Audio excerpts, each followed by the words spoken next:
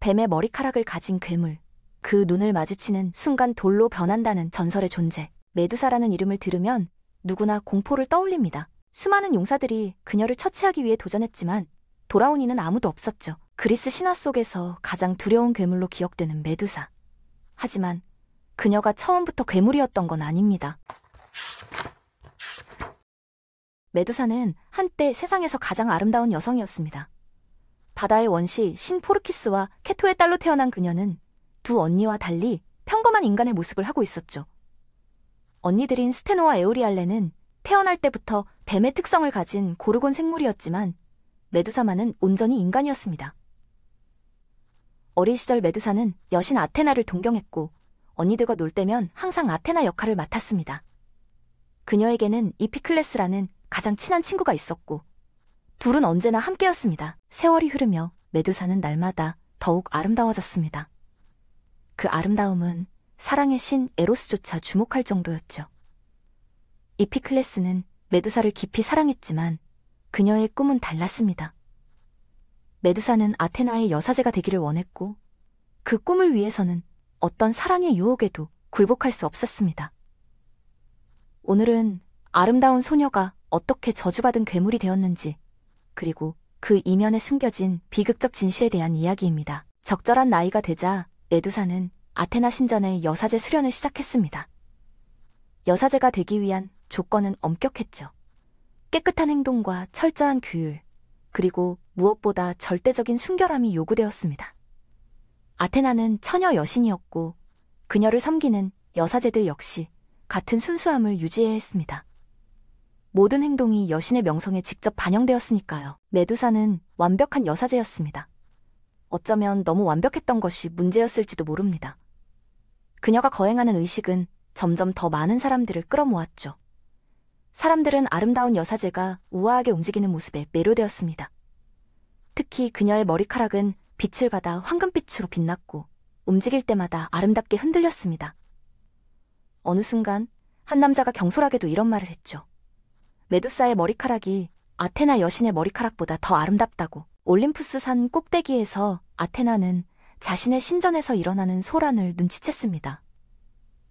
많은 이들이 여신을 숭배하러 온 것이 아니라 아름다운 여사제를 보기 위해 온다는 사실을 알게 된 거죠. 아테나는 분노했지만 메두사를 직접 처벌하지는 않았습니다. 젊은 여사제는 그저 자신의 임무를 충실히 수행했을 뿐이니까요. 하지만 이 상황은 다른 신의 눈에 띄었습니다. 포세이돈은 아테나의 불편함을 알아차렸습니다. 바다의 신과 지혜의 여신은 오래전부터 경쟁 관계였죠. 둘은 한때 아티카 지역의 수호신 자리를 놓고 다퉜고 아테나가 승리하면서 그 도시는 아테네라는 이름을 얻었습니다. 포세이돈은 이 패배를 결코 잊지 않았고 복수할 기회를 노리고 있었습니다. 그리고 마침내 완벽한 기회를 발견했죠. 아테나가 가장 아끼는 여사제, 바로 메두사였습니다. 포세이돈은 비열한 계획을 세웠습니다. 아테나의 명예를 훼손하고 동시에 그녀의 강순수한 추종자를 타락시키겠다는 계획이었죠. 메두사는 자신이 신들의 음모 속에 있다는 사실을 전혀 알지 못했습니다. 어느 날 그녀가 바닷가를 따라 걸을 때 포세이돈이 나타났습니다. 파도 사이에서 모습을 드러낸 바다의 신은 그의 모든 위험을 뽐내며 메두사에게 다가왔죠. 포세이돈은 자신의 매력으로 여사제를 유혹하려 했습니다. 메두사는 신의 화려한 모습에 놀랐지만 자신의 서약을 잊지 않았습니다. 그녀는 단호하게 거절했죠. 하지만 포세이돈은 거절을 받아들이지 않았습니다. 그가 메두사의 팔을 잡자 그녀는 필사적으로 저항하며 신의 얼굴을 때렸습니다. 잠시 틈을 얻은 메두사는 유일하게 안전하다고 생각한 곳 아테나의 신전으로 달려갔습니다. 하지만 포세이돈은 멈추지 않았습니다. 정욕의 눈이 먼 신은 여사제를 쫓아 신전까지 따라왔죠. 메두사의 친구 이피클레스가 용감하게 신 앞을 막아섰지만 포세이돈은 그를 한 방에 날려버렸습니다. 메두사는 여신의 동상 앞에 무릎을 꿇고 보호를 간청했습니다. 하지만 아테나는 나타나지 않았고 포세이돈은 여신의 제단 바로 앞에서 메두사를 강제로 범했습니다. 신은 만족스럽게 신전을 떠났습니다. 그의 복수는 계획보다 더 완벽했죠. 아테나의 가장 뛰어난 여사제를 타락시켰을 뿐만 아니라 여신이 순수함으로 소중히 여기던 신전까지 더럽혔으니까요. 메두사는 바닥에 쓰러져 울고 있었습니다. 부끄럽고 더러운 느낌에 괴로워하던 그때 아테나가 나타났습니다. 하지만 여신은 메두사를 위로하지 않았습니다. 오히려 맹렬히 비난했죠. 아테나는 메두사의 허영심과 아름다움이 이 모든 일의 원인이라고 말했습니다. 만약 메두사가 사람들을 유혹하지 않았다면 신전은 더럽혀지지 않았을 거라고.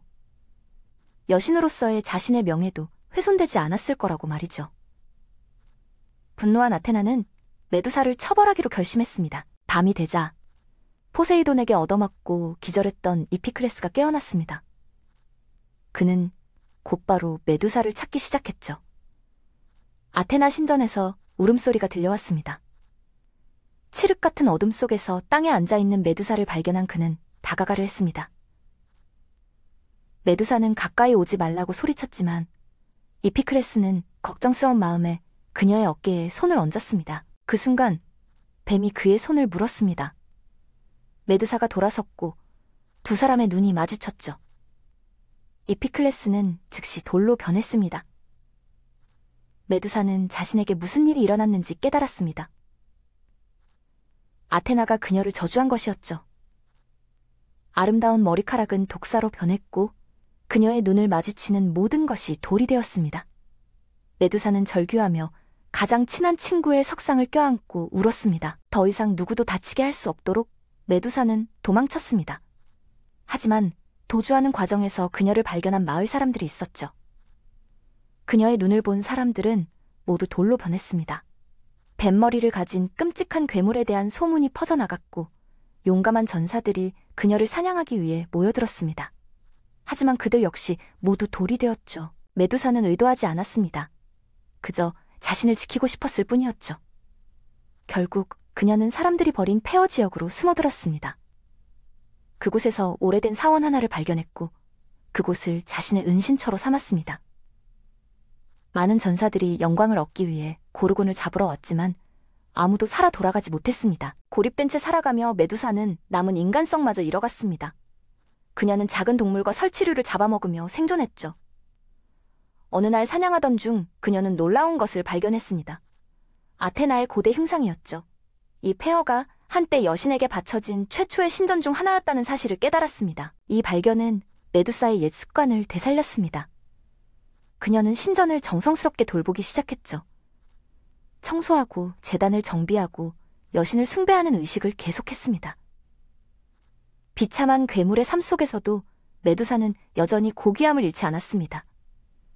아무도 보지 않는 곳에서 아무런 보상도 없이 그저 여신을 사랑하는 마음으로 신전을 지켰습니다. 올림푸스의 아테나는 이 모든 것을 지켜보고 있었습니다. 전 여사제의 헌신적인 행동은 여신의 마음을 움직였죠. 아테나는 깨달았습니다. 메두사의 행동이 허영심 때문이 아니었다는 것을. 아무도 볼 수 없는 곳에서도 신전을 돌보는 그녀의 모습은 진정한 신앙심의 증거였습니다.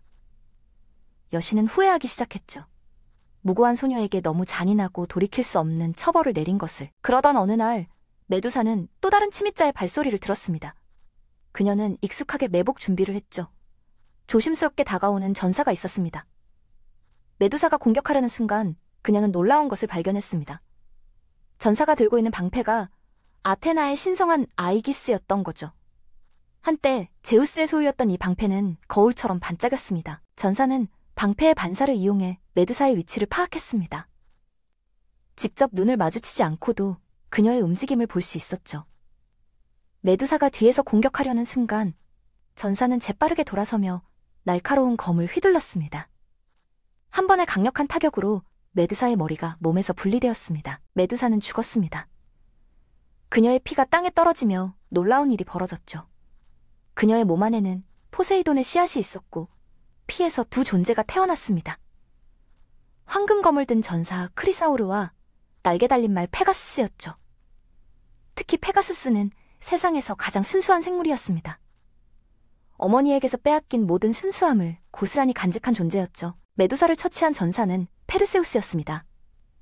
그는 아테나에게 신성한 방패를 돌려주고 메두사의 머리도 함께 바쳤죠. 많은 이들은 아테나가 페르세우스에게 방패를 빌려준 것이 메두사에 대한 또 다른 보복이라고 믿었습니다. 하지만 진실은 달랐죠. 아테나는 단지 무고한 소녀를 끔찍한 저주에서 해방시키고 싶었던 것입니다. 부당하게 강요된 괴물의 모습에서 그녀를 자유롭게 하고 싶었던 거죠. 여신은 메두사의 머리를 자신의 방패 중앙에 새겨 넣었습니다. 이것은 처벌이 아니라 영광이었죠. 충성스러운 여사제의 이미지는 이제 그녀가 그토록 사랑했던 여신 곁에 영원히 남게 되었습니다. 메두사는 마침내 아테나 곁으로 돌아갔고 그곳에서 영원한 평화를 찾았습니다.